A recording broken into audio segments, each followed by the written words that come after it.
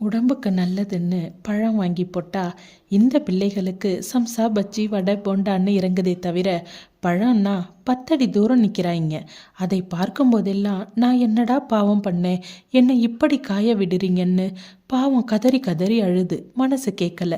சரி வாங்க, உங்களை வச்சு வண்ணமயமாக வானவில் போல ஒரு ஸ்வீட் பண்ணுவோன்னு களத்தில் இறங்கிட்டேன்.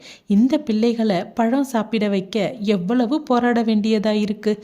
கொஞ்சம் வேலை மெனக்கடல் தான். ஒரு முறை செஞ்சிட்டிங்கன்னா அப்புறம் பிள்ளைங்க அடிக்கடி செஞ்சு கேட்பாங்க. ட்ரை பண்ணி பாருங்க. குழந்தைகள்லேருந்து பெரியவங்க வரைக்கும் போட்டி போட்டு சாப்பிடுவாங்க. இது போல் அருமையான ரெசிபிக்கு நம்ம சேனலை சப்ஸ்கிரைப் பண்ணுங்கள், ஃபாலோ பண்ணுங்கள், லைக் பண்ணுங்கள். உங்களுக்கு இதில் எந்த கலர் பிடிச்சிருக்குன்னு கமெண்ட் பண்ணுங்கள். பார்க்கும்போதே பசியாறுதில்ல. பழங்களை அதனோட குணம் மாறாமல் குழந்தைகளுக்கு கொடுக்க இது சூப்பர் ரெசிபி. ட்ரை பண்ணி பாருங்கள்.